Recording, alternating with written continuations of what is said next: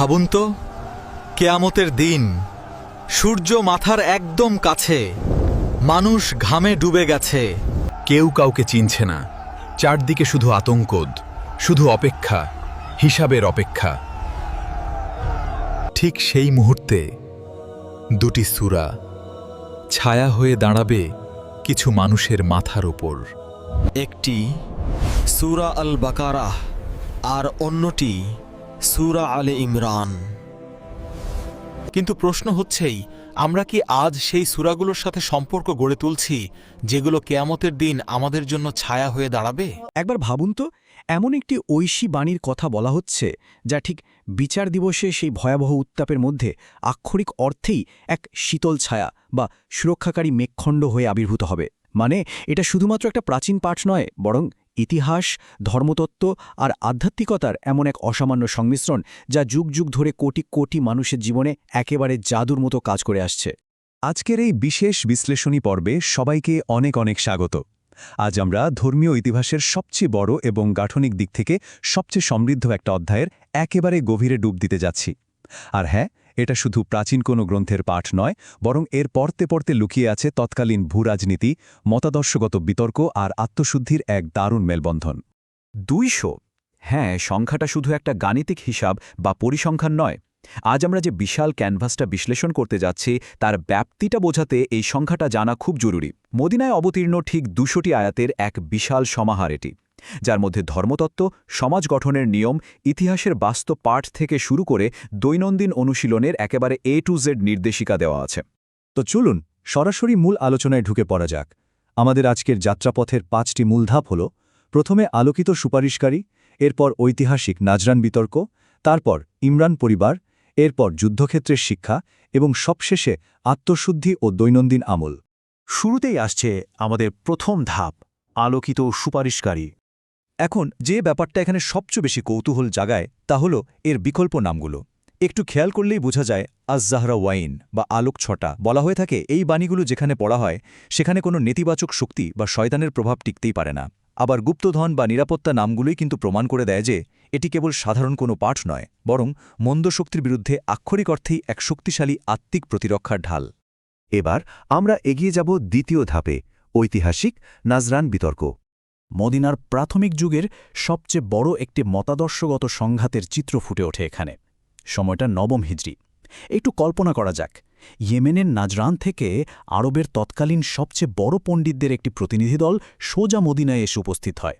তাদের মূল লক্ষ্যই ছিল ইসলামের নবীর সাথে সরাসরি একটি বুদ্ধিবৃত্তিক লড়াইয়ে অবতীর্ণ হওয়া। আর একে কেন্দ্র করেই শুরু হয়ে যায় এক ঐতিহাসিক বিতর্ক, যার পরিণতি ছিল সত্যি বেশ শ্বাসরুদ্ধকর। এখানে তাত্ত্বিক যুক্তির যে লড়াইটা হয়েছিল তা একেবারে সুতীক্ষ্ণ। প্রতিনিধি দলের প্রধান যুক্তি ছিল, যেহেতু ঈসা বা যিশুর কোনো জাগতিক পিতা নেই, সুতরাং তিনিই ঈশ্বরের পুত্র। কিন্তু এর জবাবে যে অকাট্য যুক্তিটা উপস্থাপন করা হয় তা এক কথায় অভাবনীয়।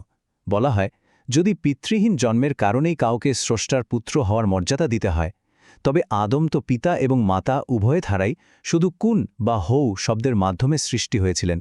এই অসামান্য যুক্তিটি কঠোর একেশ্বরবাদকে অত্যন্ত যৌক্তিকভাবে প্রতিষ্ঠিত করেছিল। তো যখন যুক্তিতর্ক দিয়ে কোনোভাবেই বিতর্কের মীমাংসা হচ্ছিল না, ঠিক তখনই ইতিহাসের এক চরম নাটকীয় মুহূর্তের অবতারণা হয়, যাকে বলা হয় মুবাহালা। এটি ছিল মূলত এক চূড়ান্ত আধ্যাত্মিক চ্যালেঞ্জ।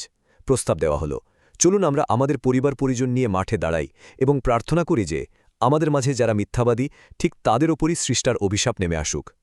ঐতিহাসিক বর্ণনায় দেখা যায়, যখন প্রতিপক্ষ দেখল যে ইসলামের নবী তার নিজ কন্যা, দৌহিত্র এবং নিকটতম পরিবারকে নিয়ে এই কঠিন চ্যালেঞ্জ গ্রহণ করতে মাঠে উপস্থিত হয়েছেন, তখন তারা প্রচণ্ড বিস্ময় আর ভয়ে পিছু হটে যায় এবং একটি শান্তি চুক্তিতে আবদ্ধ হয়।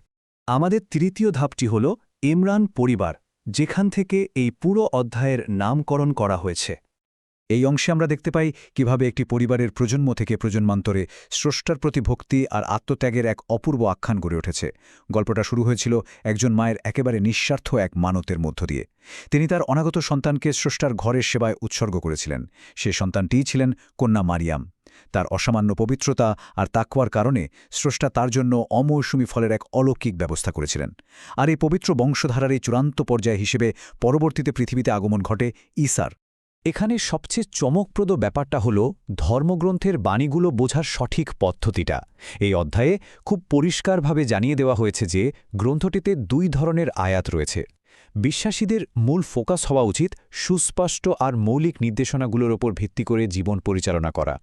রূপক বা অস্পষ্ট বিষয়গুলোর গোপন অর্থের পেছনে ছুটে সমাজে বিভেদ বা বিভ্রান্তি তৈরি করাটা মোটেই কাম্য নয়। সত্যি বলতে এটি মানুষের জন্য অত্যন্ত যৌক্তিক একটি চিন্তার কাঠামো তৈরি করে দেয়। এবার চলে যাচ্ছি চতুর্থ ধাপে, যুদ্ধক্ষেত্রের শিক্ষা। ধর্মতত্ত্ব থেকে বেরিয়ে এবার আমরা দেখব টিকে থাকার এক কঠিন বাস্তবতাকে। অহুদ প্রান্তরের এই যুদ্ধটা শুধু কোনো ঐতিহাসিক লড়াইয়ের গল্প নয়, বরং এটি মানব চরিত্রের মনস্তত্ত্বের এক বিশাল পাঠ। একটা নিশ্চিত প্রাথমিক বিজয় কিভাবে চোখের পলকে এক মর্মান্তিক ট্র্যাজেডিতে পরিণত হতে পারে, এটি তার জ্বলন্ত প্রমাণ। ধনুকধারীরা যখন শুধুমাত্র জাগতিক সম্পদ লাভের আশায় তাদের নেতার কঠোর নির্দেশ অমান্য করে নিজেদের স্থান ত্যাগ করেছিল, তখন তার চড়া মূল্য চোকাতে হয়েছিল ভয়াবহ এক পরাজয়ের মধ্য দিয়ে। এখানকার মূল শিক্ষাটা একেবারে পরিষ্কার। বস্তুগত লোভের কাছে যদি আধ্যাত্মিক শৃঙ্খলা একবার হারিয়ে যায়, তবে তার পরিণতি কখনোই ভালো হতে পারে না। চরম বিপর্যয় আর শোকের মধ্যে যখন একটি পুরো জাতি মানসিকভাবে পুরোপুরি বিধ্বস্ত, ঠিক সেই মুহূর্তে এই বাণীগুলো কিন্তু শুধু ভর্ৎসনা করার জন্য আসেনি, বরং এগুলো এসেছিল এক পরম মমতার প্রলেপ হয়ে। এই কথাগুলো একটা ভেঙে পড়া সমাজকে নতুন করে উঠে দাঁড়ানোর অভাবনীয় সাহস জুগিয়েছিল। ব্যর্থতাই যে জীবনের চূড়ান্ত পরিণতি নয়, বরং বিশ্বাসটা মজবুত থাকলে যে আবারও ঘুরে দাঁড়ানো সম্ভব, এই আশ্বাসটা সত্যি হৃদয় ছুঁয়ে যায়। যুদ্ধক্ষেত্রের রণকৌশল আর ভুল ত্রুটির আলোচনা থেকে এবার দৃষ্টিটা ফেরানো হয়েছে সমাজের বৃহত্তর দায়িত্বের দিকে। এখানে অত্যন্ত স্পষ্টভাবে একটি সামাজিক রূপরেখা তুলে ধরা হয়েছে। খেয়াল করার মতো বিষয় হল, শ্রেষ্ঠত্বের মানদণ্ড কিন্তু জন্ম বা বংশ পরিচয় নয়। শ্রেষ্ঠত্বের একমাত্র শর্ত হচ্ছে মানবজাতির কল্যাণ সাধন করা, অর্থাৎ সৎ কাজের প্রসার ঘটানো আর সমাজে ঘটে যাওয়া যে কোনো অন্যায়ের বিরুদ্ধে শক্তভাবে সোচ্চার হওয়া।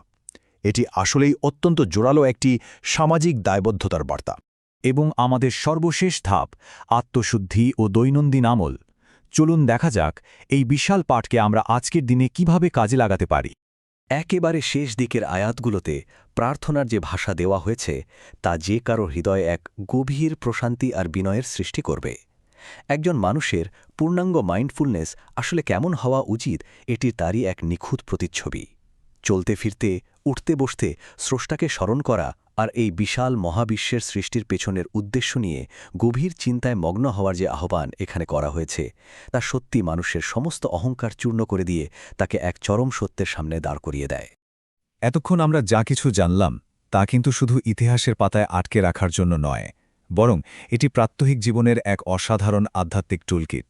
প্রতিদিন অন্তত 5 থেকে 10 মিনিট সময় এই অর্থবহ কথাগুলোর জন্য বরাদ্দ রাখা শুধু তোতা পাখির মতো পড়া নয়, বরং এর অনুবাদ আর ভেতরের অর্থটা বোঝার চেষ্টা করা। এবং সবচেয়ে বড় কথা হল, আমাদের চারপাশে ন্যায়ের পক্ষে আর অন্যায়ের বিপক্ষে একটি সক্রিয় অবস্থান গ্রহণ করা। ঠিক এভাবেই এই মহামূল্যবান শিক্ষাগুলোকে জীবনের প্রতিরক্ষাত্মক ঢাল হিসেবে ব্যবহার করা সম্ভব। আলোচনার একেবারে শেষে এসে একটি ভাবনা আমাদের সবার মনে অনুরণিত হওয়া খুব প্রয়োজন, যে ঐশী বাণী মহাপ্রলয়ের দিন মাথার ওপর শীতল ছায়া হয়ে আসার প্রতিশ্রুতি দিচ্ছে। সেই বাণীর আলোতে উদ্ভাসিত হওয়ার জন্য আমাদের প্রতিদিনের এই তুমুল ব্যস্ত জীবনে আমরা কি সামান্য একটু জায়গাও তৈরি করতে পারি না? উত্তরটা না হয় যার যার ব্যক্তিগত উপলব্ধির উপরই ছেড়ে দিলাম। সবাই ভালো থাকবেন।